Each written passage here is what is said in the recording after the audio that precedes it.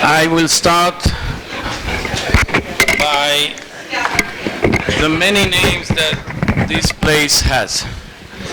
The formal name is Sister of Zion. Sister of Zion is the name of a Catholic order created in the 19th century by a couple of Jewish men from France who converted to Christianity. They became priests and they came to Jerusalem and created this order called the Sister of Zion. Okay, so they purchased land and they decide to build a monastery on the Via Dolorosa.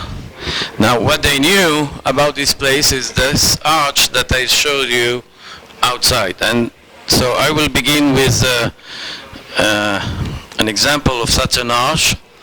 Can you see it?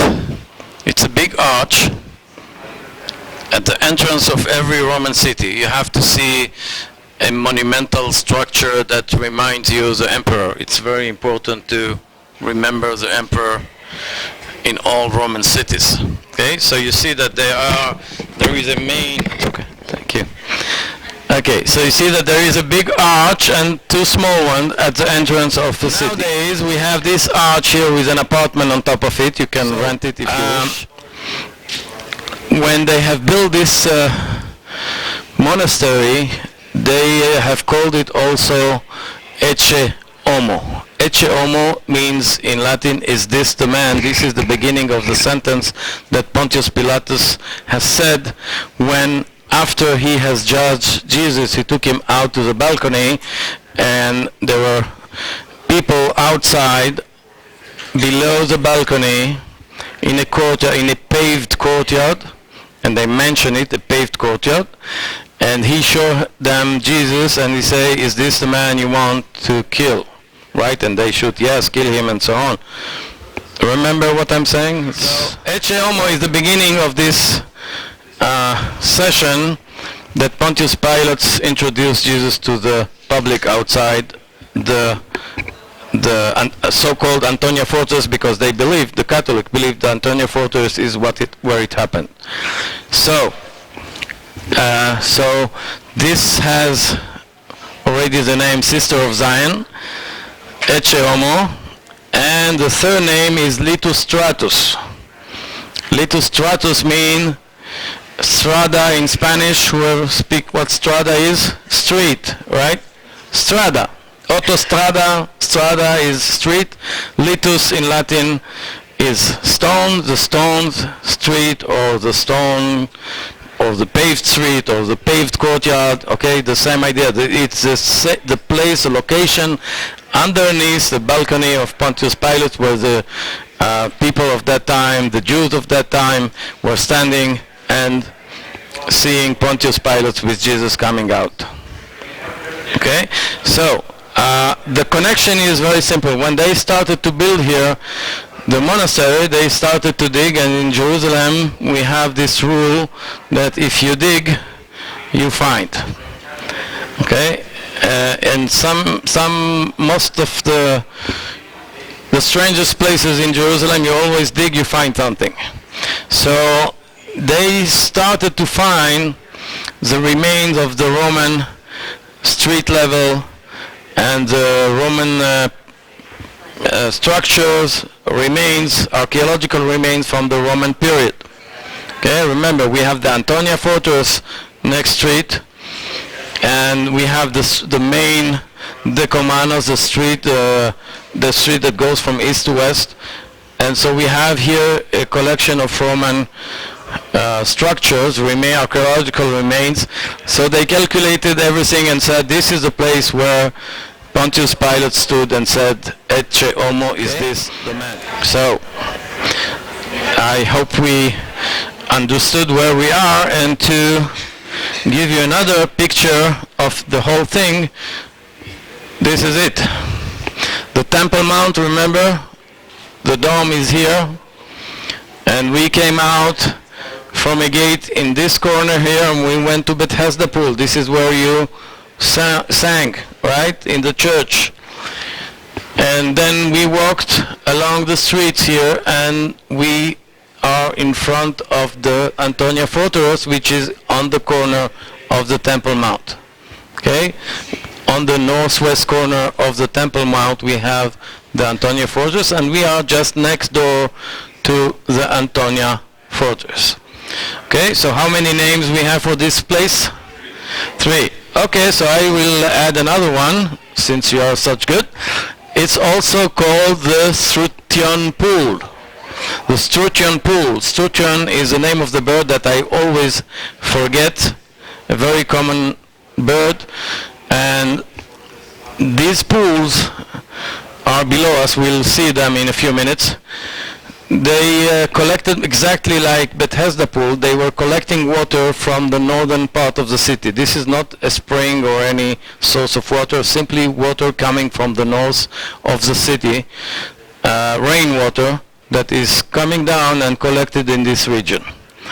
And so they have built here these pools, the Struthion pools, to collect water for the fortress. The fortress needs water because there are a lot of soldiers there, and they need water, so that's one extra name for this place.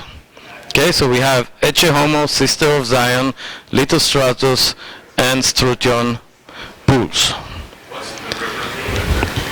It's not a river. This is a that's a street, or it's just it's. I don't think this is based on any.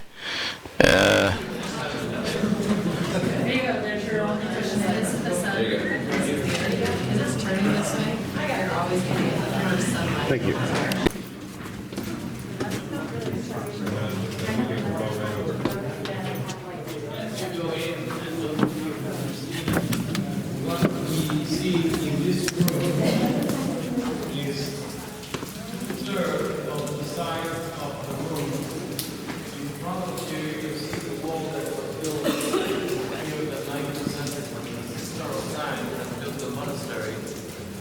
Something happened here. It was the beginning of the exploration, the big exploration. All the Western nations sent archaeologists to explore Jerusalem. One of them is a British captain called Captain Charles. He's one of the first archaeologists who came to Jerusalem, and he heard about the Sister of Zion building a monastery and discovering an underground location with a tunnel. So he come down here, and this wall didn't exist over there, and he see a canal coming out of it underneath the Temple Mount.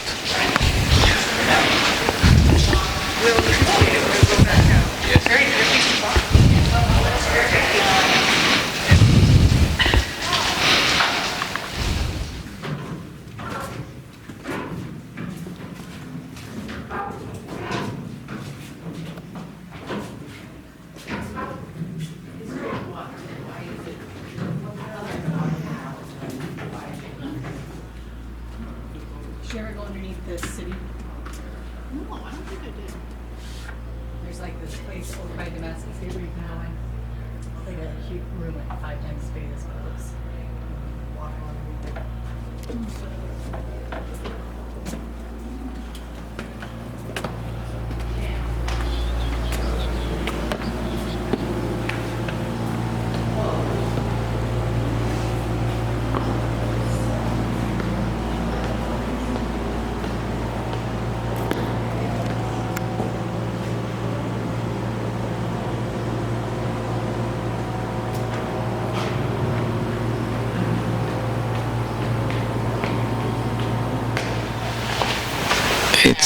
It's clean water, don't worry. No. I just wondered. I guess I knew it wasn't condensation. I was just wondering where it came from. So, right below. Rainwater underground that simply come this way. But in the Roman period, they had gutters on all the roofs, and they were collecting this water from all the northern part of the city. Yeah. Okay. Everybody's here. I think we lost some.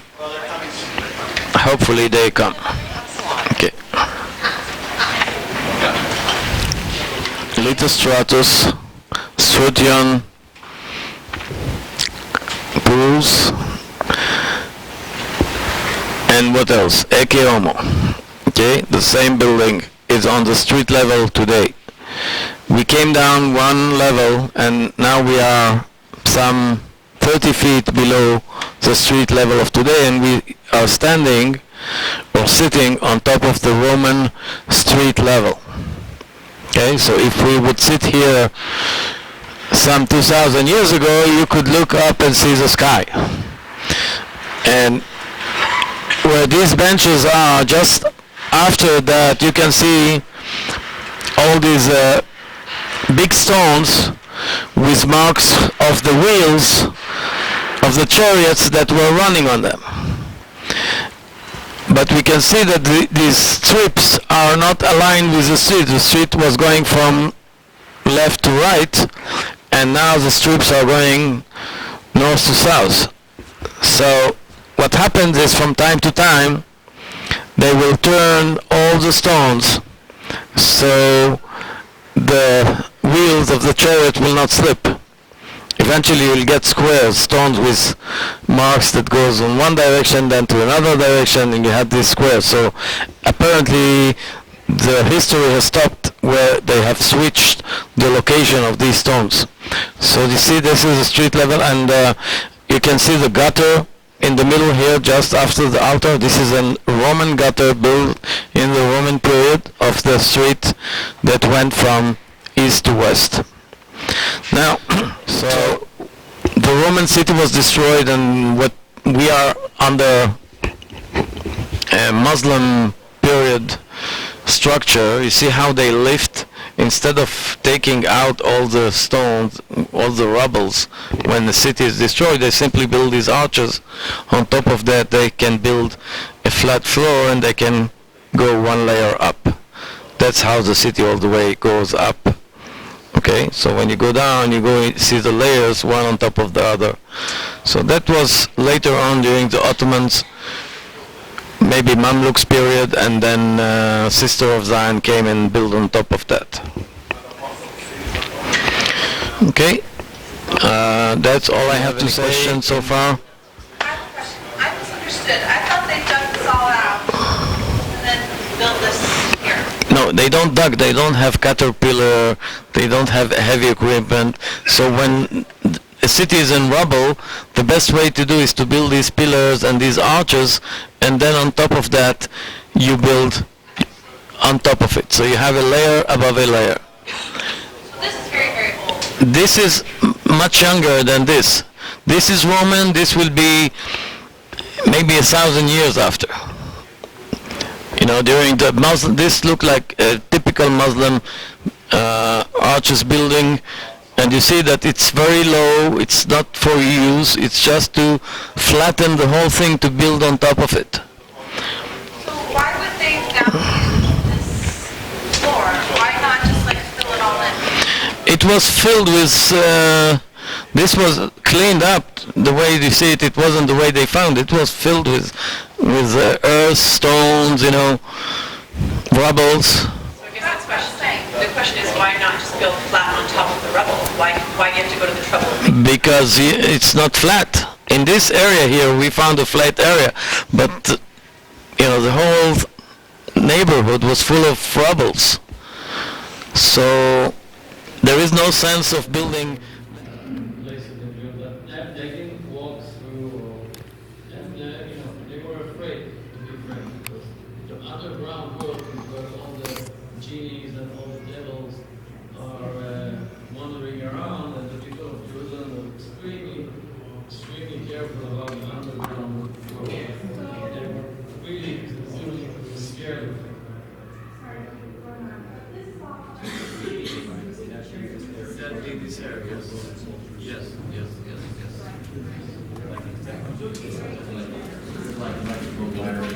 Can you